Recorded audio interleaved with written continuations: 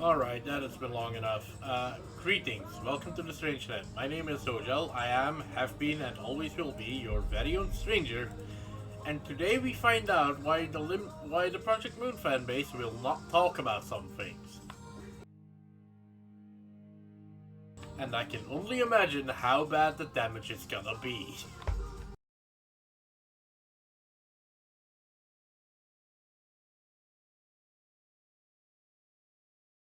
하루가 저물어가는 동안 나는 그저 서 있을 뿐이었어.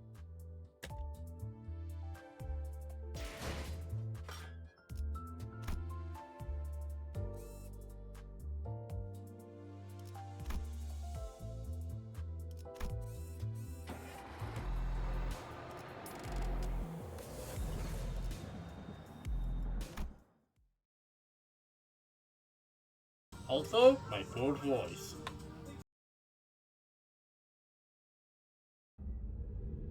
Alright, how did this happen? First, we boarded the warp train to get to our next destination, P-Corp. Also, if we're going by warp train, does the bus fit on the train? Or how does that work? Got into our fancy first class flash freeze hibernation capsules and we were supposed to arrive at P-Corp after a quick blink of an eye, but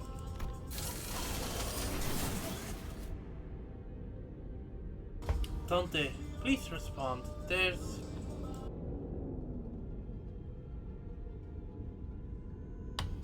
Hello, Jail Garden. How are you? The first thing I saw when my vision returned was the perplexed look on Faust, who had entered hibernation at the same time I did. Then I realized that we woke up mid-transit on the warp train. Which could only mean that we're now stranded in some lost, unknown dimension? Dante, I understand your considerable degree of disorientation, but... What? What the hell happened? First things first. Let's rewind and return to the very start of this highly unfavorable situation we find ourselves in. A few days ago, our next destination is to a warp train, Dante. What? Yep, that's where it all started. Then I was, still perplexed by the incidents at T-Corp, with my awful idea of clearing the air by asking Virgilius for the next destination, not knowing the storm that my innocent question would bring. Verily, I must have misheard. I'm quite certain that you didn't, Quixote. Wow, not even dawn. We are now en route to the T-Corp warp train station. But warp train must have some conundrum then that must be resolved there, indeed. A quest that must be swiftly addressed at the station, or yes? Did a distortion pop up at one of the... I don't know how to do creepers. Did a distortion pop up at one of the warp stations or something? I see that you are now significantly less disinclined to take on some side jobs. But no.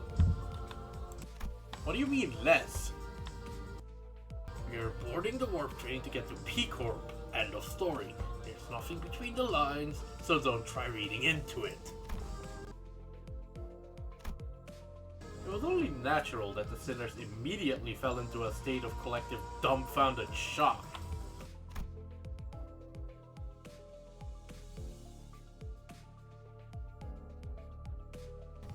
None of the sinners have any histories of working at W Corp, but we're actually taking that train. Through what vague information we could gather from the identities, we all had some fragmentary knowledge about the terrible secrets of the warp train's operations. I initially considered hiding this information from the rest of the sinners, but then sharing things with everyone and letting them get their 2 cents in usually ended up being pretty helpful. I've been sharing more of these as of late. Though I have a very dim, if present at all, recollections from the time during which I wear the identities. It can be determined from the conversational records between the manager and the identities that the manic mechanism behind warp trains operations can be deemed as somewhat bizarre and inefficient. Oh yeah, it's that 10-second trip that actually takes a long time, right? And when the train reaches its destination, they just wipe the passenger's memories? I also hear that the passengers get so tired and weary that they start literally ripping up and tearing into one another. Sounds like I might finally have a chance to see a masterpiece with my own eyes. I do apologize for the quality of my voice acting. Even when the sinners wear the identities through my identity codes, the identity's memories or beliefs don't bleed into them once it's over and done with. I remember when Faust explained that, due to the risks associated with embracing such influences, there was a filtering process to intentionally block them from reaching the sinners. That's why the sinners could use the identities of some of our worst enemies without getting infected by their philosophies and whatnot. But it also meant that they couldn't retain any new information that each identity had to offer. That's why I keep a record of some things that sound particularly important and sometimes share it with the rest of the sinners. My voice doesn't really carry well past the window, so most of our communications are one-sided, but I had an abundance of W Corp identities, so it wasn't difficult to piece together the truth behind the traits. But, maybe ignorance really is bliss. Your alarmed response and possible incompliance have already been accounted for. Lady Faust? Then thou hast known this all along? Wherefore hast thou not deigned to tell me of this? Faust has indeed known this all along, as no knowledge is out of Faust's reach. As expected, a solution to your dilemma has already been prepared. I seriously doubt your solution involves not getting on that train, so what is it? The bus. Oh, what about this bus? There's no way this thing fits inside a train car. Charon vetoes too. No one to feed Mephi when Charon's gone.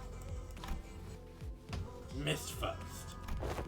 The rearmost tail cars of warp trains are all freight cars. That is where Mephistopheles will be safely fastened and transported. And the LCB will have the benefit of boarding as first-class passengers. The bus begins to swell with noise again, though in a slightly different air to the alarmed response from earlier. First-class passengers? What, the seats for those pompous touts? Even on the normal trains, you've got those sods whose proudest accomplishment in life is planting their asses in first-class seats, while others are cramming themselves into freight cars because they haven't the cash for even an economy ticket. Hey, don't look at me! I've never been in one of those first-class seats before either. Isn't the ticket for a single first-class seat like as expensive as 3-4 months salary of a first year's wing employee? Can our budget really handle getting a ticket for all of us? I don't know what to do with Rhodia's voice.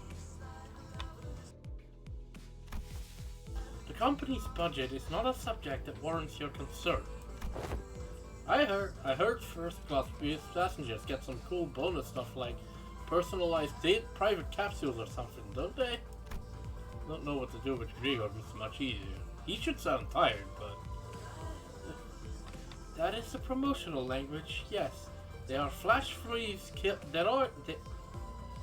They are flash freeze hibernation capsules, to be precise. They have been designed to easily withstand the true amount of time it takes for the warp train to travel from point A to point B. The trip will be over in the blink of an eye for the passengers. The company's regard for our well-being is unfamiliar yet welcome. To be provided to such extravagance merely for our comfort, such occurrence is quite seldom. Right? I honestly thought they were going to just slip the guide and get on into first-class seats and ship the rest of us in economy cars. This seems like an unnecessary luxury. They should have saved their budget and given only the executive manager and their loyal advisor access to the seat. Let's not get ahead of ourselves. We're taking the train to get to our next mission, alright? We have to think about the unique nature of warp trains and prepare ourselves accordingly. Right? I know it's for first class and all, but warp trains are just plain creepy.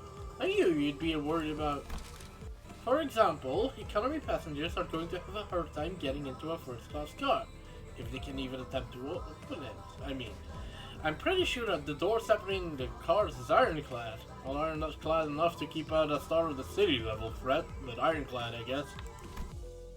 Ishmael, who'd been holding that first class promotional pamphlet in her hands for a while, was chattering with a fire in her eyes.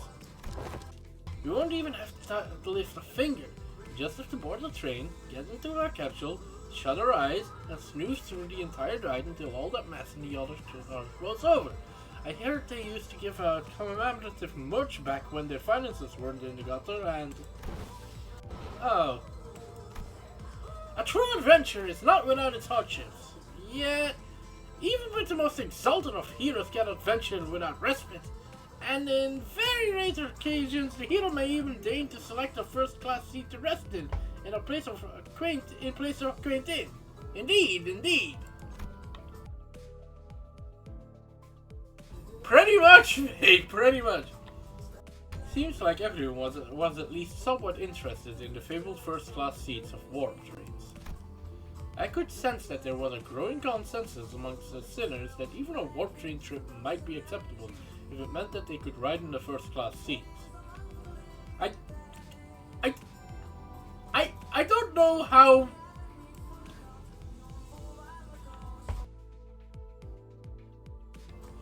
I don't know how comfortable you expect a cryopod to be exactly. I will board the train if I must. Is first class seriously mandatory? I prefer the scenic route. Don't want to miss out on all the fun. Virgilius pretended to not hear Ryoshi's question. Very well. Then I assume that we are all in agreement. Let's go.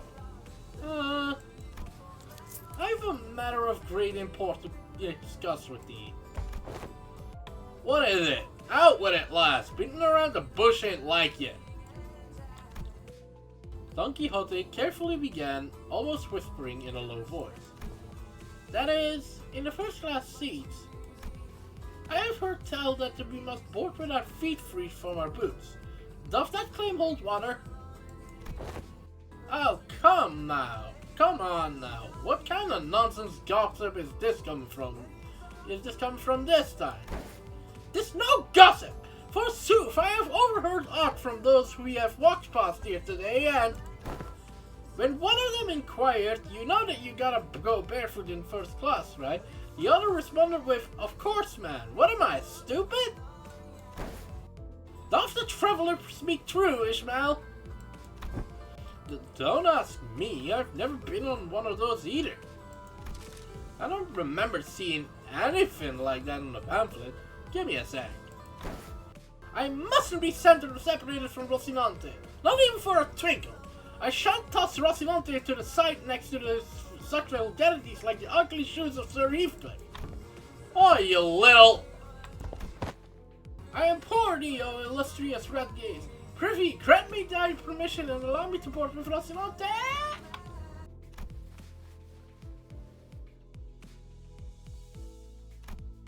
I expected Virgilius to answer with his usual exasperated rebuff.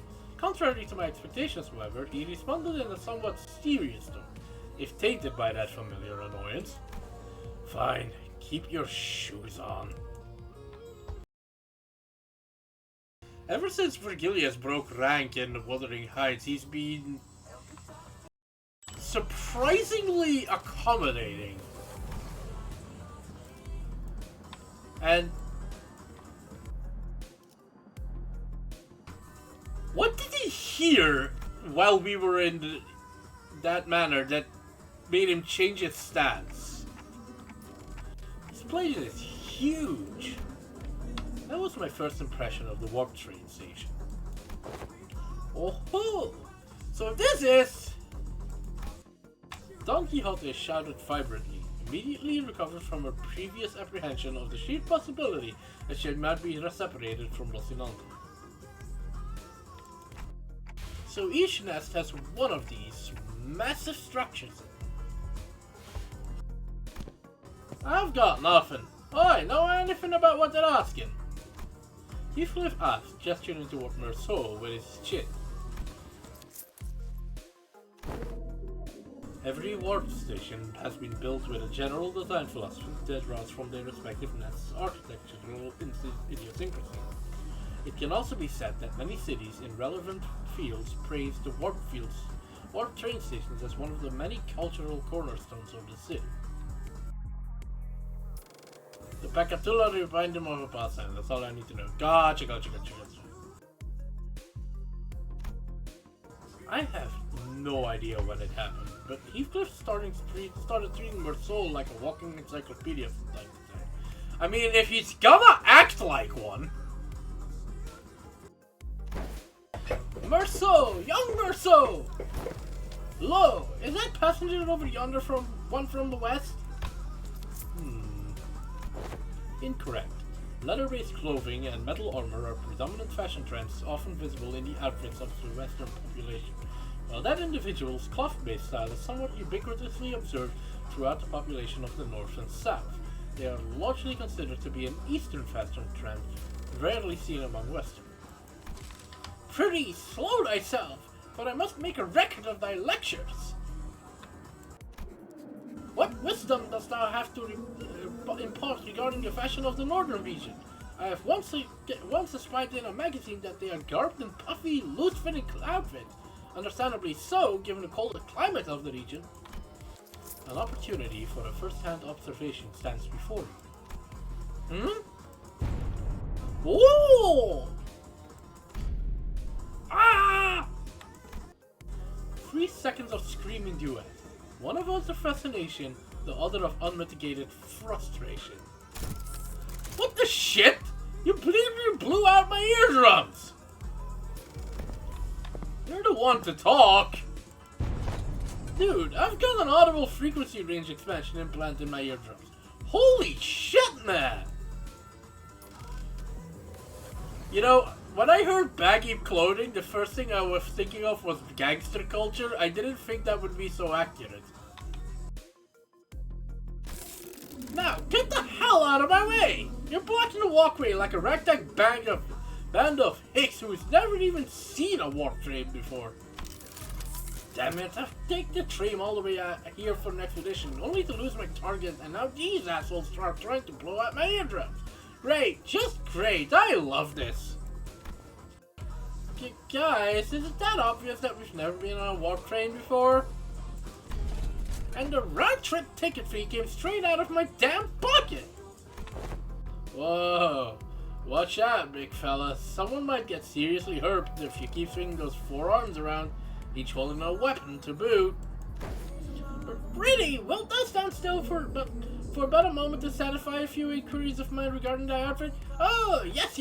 Stand in absolute stillness for 5 minutes and I... Seriously? Oh yeah, Heathcliff's bit of bat does say something else now, doesn't it? That must have taken ages to recarve that. The fixer, with a particularly impressive set of prosthetic arms, spent a few minutes venting several of his numerous grievances at us before storming off to a different platform. Ah, indeed, 'tis grand, this city of sundry odd personalities. I'm pretty sure he was thinking the same thing. I guess there's really a lot of people in the city with full-body prosthetics. That's when Virgilius slowly walked up to our group. Well then, we'll rendezvous at the destination. Huh? Will the illustrious Red Gaze not ride alongside us? W Corp policy demands that fixers bestowed with a collar title must board a train specially prepared for them instead. Oh, are you like riding the first class plus or something? That's a collar fixer for you, I guess. Special treatment from the wings no matter where he goes. Yeah, I know why. Last time they allowed the callers to get on a regular train, they had to call in the rabbits. Carol wants to go back to Mephi. Mephi will be lonely. I've told you before, Carol, 3 separate times actually. Each time I bought you one of those candies that people aren't allowed to board the freight cars. Then, Miss Faust. Yes? Vergilius, after explaining a longing look and a nod to Faust, escorted the particularly peeved Carol away. Dante, let us proceed this way. We followed Faust's guidance to the entrance of our train coach. Damn! Whoa! Hey, our colors are starting to come back! Whoa! Whoa! Hey! These must be the fabled complimentary food and drink of the first class seat! Heck yeah, of course! Quality stuff like this gotta be included to... How are you supposed to eat that? The journey takes 10 seconds! I mean, we know the truth, but still, how are you supposed to eat that? The general response to this room was a surprise at the rows upon rows of expensive-looking sizable capsules. Flash freeze hibernation, huh? I guess it literally freezes our bodies in a flash? Faust, are these that's my voice. That's not my voice. Faust, are these flash freeze hibernation devices safe? Please elaborate on your exact definition of safe. These things are supposed to freeze us solid, right? Can we really come back from something like that? A flash freeze hibernation device will put you in a temporary state of death caused by rapid cellular cryopreservation process. However, the rapidity of the process prevents damage to your cells during the phase change. Therefore, in most normal cases, this will not cause issues. My head is on fire! Faust is aware that this model has fully resolved cell membrane breaching issues caused by cryogenic density changes or by ice crystal growths of water molecules. I missed about half of what you said, but your point is that it's safe, right? Yes, as far as Faust is aware. Even if an issue were to arise during the journey, because everyone will be reverted to their states at the beginning of the train trip upon arrival, there won't be any lasting complications from the said problem. You've got some real talent in trying out something so simple as, yeah, it's safe, with so many words. Seriously. Indeed, as Faust's talents are not limited to a singular field. Okay, but that still leaves a lot to be worried about. Just as I was wondering, however, I realized that there was something odd about the way she phrased that answer. As far as Faust is aware, are you saying that it could be wrong? As a general rule, Faust is not air. However, Faust is also not a divine being. There are certain information in the world that Faust is yet to have access to. Therefore, while Faust may speak the facts, what is said may not always align with the truth. Okay. They don't call first class for nothing, I guess. P-Corp's way up there in the northernmost corner of the city, but this thing will take him there in a blink of an eye, huh? That's one hell of a time saver. Hooah! Hooah! Hooah! Prepare thyself, Rocinante! Thus begins the long jaunt! Oh, I've been meaning to ask, Don Quixote. Do you ever, wash those shoes? Where'd that come from, Rolia? No, I mean think back to when we were inside that whale. When that whale blew up, we got all kinds of its gross slimy bits on us. They were on our clothes, our shoes, everything. Yeah. And do you remember how much we had to scrub to get that bloody, fishy, fleshy gunk out of our clothes? This really isn't something I want to revisit, but yeah. Right? And do you also remember how Don Quixote never took her shoes off during that whole ordeal? Okay, I guess they do look a bit filthy. I ask thee, dear compatriots, hast thou ever witnessed an errant knight who leaves the side of their beloved steed? Can't I say I've ever witnessed a knight before, though? Then thou shalt know, starting now. Behold it, hearken to it, and remember it well. They don't spare us even a moment of quiet, do they? Whoa, have you been on one of these Otis?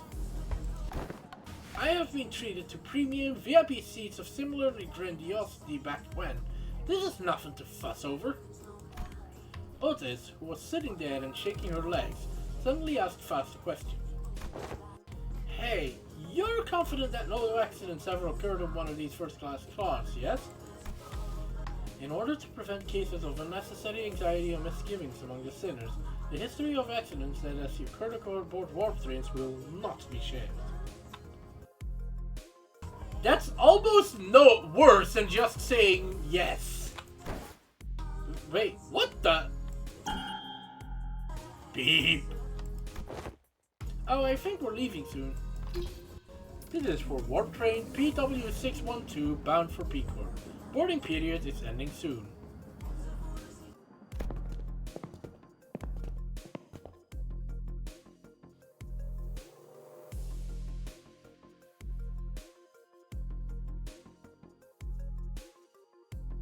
The sinners, who were either leisurely enjoying their complimentary snacks or taking a look around the first class of the car, suddenly became a lot busier.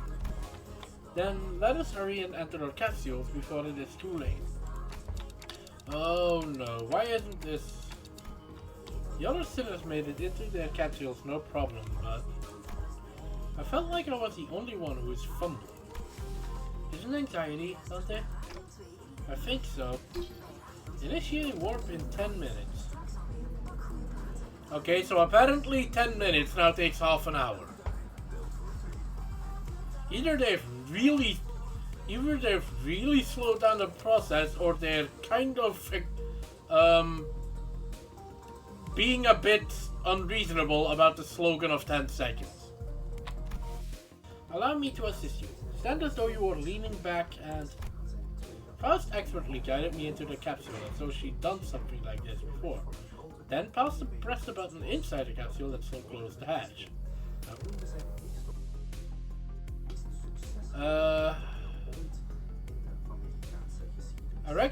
Let's see if I recognize some of these figures. That looks like Hong Lu. Why is Ryoshu standing like that? That's not Dawn, I think.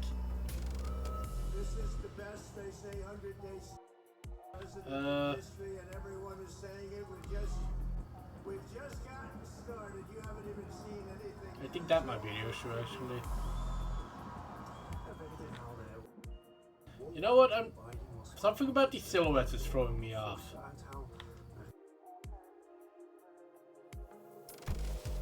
Do not worry too much. We will meet again in but a moment, Dante. Well, she's not lying about that one. I thought I heard a brief sigh, but the hatch shut tightly before I could ask her anything. Initiating warp. Please confirm that your seatbelts are firmly fastened. The last thing I saw before my capsule began to fill with gas was Faust climbing into her own capsule opposite of mine.